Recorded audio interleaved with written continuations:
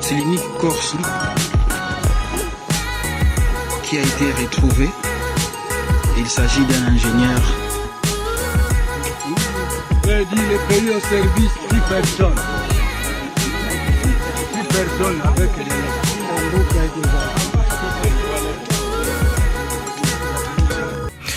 Nagira ngo rero mu nyemerere tugaruke kuri izi mpanuka z'indege zikomeye cyane zibereye mu burasirazuba bwa Repubulika Iharanira Demokarasi ya Kongo. Ni mu gace gato cyane k'amashusho, ariko hari kandi n'andi mashusho menshi natinyuka kugeza hano, dore ko anagaragaramo imirambo ya benshi mu bari muri izo ndege.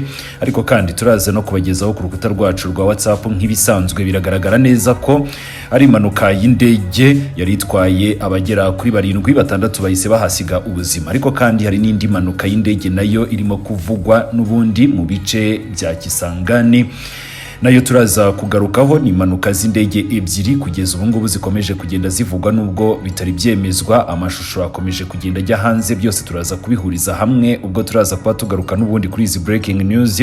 Gusa mbere gato yuko wenda ninjira muri iyi nkuru mu buryo burambuye, ndagira ngo mbanze nkurikirane cyane inkuru natangiye kugezaho ku munsi w'ejo. Ni inkuru ijyanye n'umwanzuro wa Kenya wo kugena uyihagararira mu burasirazuba bwa Repubulika Iharanira Demokarasi ya Kongo, by'umwihariko mu bice bigenzurwa na FCM mu mujyi wa Goma. Ntabwo kuba Minisitiri Kayikwamba yasohoye itangazo byari bihagije, ahubwo kuri telefone yahise ahamagara Minisitiri w'Ububanyi n'Amahanga ushinzwe abaturage ba Kenya baba hanze, akaba na Minisitiri w'Intebe wa Kenya. Bagirana ibiganiro, ni mu rwego rwo kongera kugaragaza ko bakoze amakosa akomeye cyane. Reka rero tubanze mu buryo bwihuse turebere hamwe ibijyanye n'ikiganiro cyo kuri telefone hagati y'aba bayobozi bombi. Dukomereze kuri izi mpanuka zikomeye nk'uko mwatangiye muyibona. Masunzu nawe yamaze kuhagera, ni mu gikorwa cyo gukomeza gutunganya imirambo ndetse no gukora iperereza ry'ibanze. Ni kuri uyu wa gatandatu tariki ya 16 Kanama 2025, Minisitiri w'Ububanyi n'Amahanga wa Repubulika Iharanira Demokarasi ya Kongo Therese Kayikwamba Wagner yagiranye ibiganiro na Musalia Mudavadi, Minisitiri w'Intebe wungirije akaba n'umunyamabanga wa Leta ushinzwe ububanyi n'amahanga, ndetse agakurikirana n'ibibazo by'abanyakenya baba hanze. Ibiganiro byibanze ku mibanire y'ibihugu byombi, Kinshasa na Nairobi, ndetse rero n'uburyo bwo kurushaho kuyikomeza no kugira ngo uwo mubano ukomeze kugira imbaraga. Musalia Mudavadi yashimangiye ubushake bwa Kenya bwo gukomeza gufatanya na Kongo ni mu bijyanye n'ubukungu, umutekano ndetse n'imibanire y'abaturage hagati y'ibihugu byombi.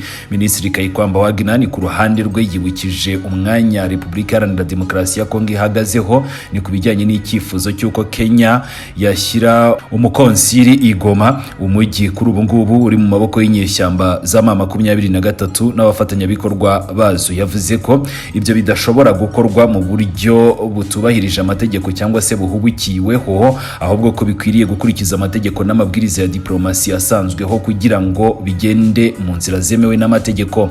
Uyu mwanya Kayikwamba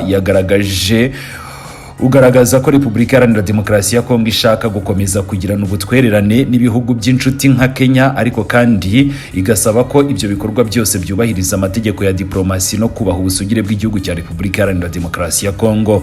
Ibi biganiro bibaye mu gihe umubano wa Kinshasa na Nairobi ukomeje gufatwa nk'ingenzi cyane ni mu kurwanya umutekano muke mu burasirazuba bwa Kongo ndetse n'ubufatanye mu bikorwa by'akarere ka Afurika y'Iburasirazuba. Twibukiranya ko Kenya ikomeje gushinjwa kugira uruhare mu gushyigikira umutwe wa FCM23, dore ko usibye kuba uyu mutwe warashingiyeyo, leta ya Kenya yakomeje kugenda n'ubundi ishinjwa ibirego bitandukanye, birimo nko kuba nayo itanga ubufasha mu bihe bitandukanye. Ikindi kandi ikaba yongeye kuvugwaho noneho umwanzuro ukomeye cyane wo gushyiraho uhagarariye icyo gihugu. Nicyo gihugu cya mbere cyabikoze mu karere, ibyongeye gukurura impaka, ari nabyo byatumye Minisiteri y'Ububanyi n'Amahanga ya Repubulika Iharanira Demokarasi ya Kongo isohora itangazo mu kanya twagarutseho, ndetse bakanahamagara bamwe mu bayobozi ba Kenya kuri telefone. Tudatinze reka tugaruke kuri aya makuru y'impamo. N'ubundi byose byabaye ku gicamunsi cyo kuri uyu wa gatandatu, nibwo indege yakoze impanuka ivuye mu birometero 34 uvuye Ikisangani ni mu muhanda werekeza Ituri. Iyo manuka yahitanye abantu 6 barimo abanyamahanga 2, umusirikare mukuru wa FARDC n'umugore we, ndetse n'abandi bari bamuherekeje. Amakuru kuri ubu ngubu hakomeje kutugeraho atangwa ariko nanone na benshi mu babyiboneye n'amaso yabo, dore ko no mu mashusho babyivugira. Baravuga ko iyo ndege yavaga Irubutu igana Ikisangani, kandi ngo yari mu rugendo rwayo rwa mbere rw'akazi. Ni ku bantu 7 bose bari bayirimo, umwe gusa niwe wabashije kurokoka, ariko nabwo yakomeretse mu buryo bikomeye, ariko nawe akaba yajyanywe mu bitaro bya Kisangani mu buryo bwihutirwa. Imirambo y'abandi yahise ikurwa ahabereye impanuka, ni mu gihe abaturage bari mu gahinda, ndetse nabo bakaba bakomeje gutanga ubufasha bwihuse. Bamwe batangiye kwibaza icyateye impanuka, niba ari ikibazo cy'ikoranabuhanga, niba yarashweho, cyangwa se niba bijyana n'impanuka yo kuba yagonze igiti.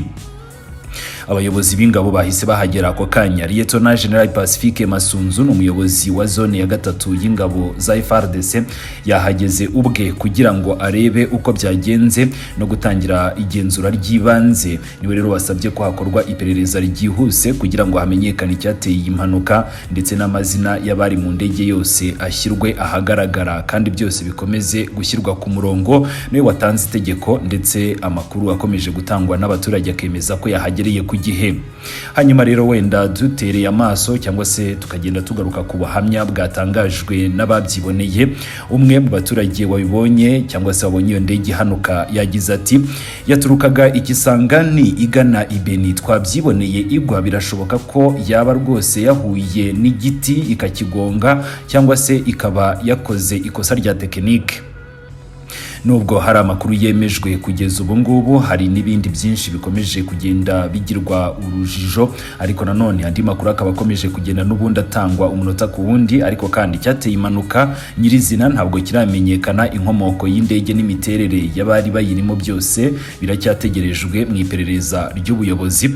Nibidukundira turaza kongera tubigarukeho. Wenda hari amakuru yandi avuga ko hari indi helikopteri cyangwa se kajugujugu nayo yakoreye impanuka mu ishyamba riri hagati ya Kisangani na Beni ahitwa Pike 34. Iperereza ryo ku rwego rwo hejuru n'ingabo za FARDC ryatangiye kugira ngo hamenyekane niba koko iyo ari indi mpanuka yabaye, cyangwa se niba ari imwe ikomeje kugenda ivugwaho. Ni muri make iyi mpanuka y'indege yateje ihungabana rikomeye cyane mu baturage ba Kisangani naho ngaho nyine n'akarere ka Ituri muri rusange. Ingabo z'igihugu zayoboye ibikorwa byo gutabara no gutangiza iperereza. Abaturage baracyategereje raporo y'iperereza rya leta iza gusobanura neza icyateye impanuka, urutonde rw'abayiguyemo n'amakuru mu mizi ajyanye n'izo mpanuka, niba ari ebyiri cyangwa se niba ari impanuka imwe. Mukomeze mugire ibihe byiza, natwe turakomeza gukurikiranira hafi kandi turakomeza kuba updatinga nk'ibisanzwe umunota ku wundi.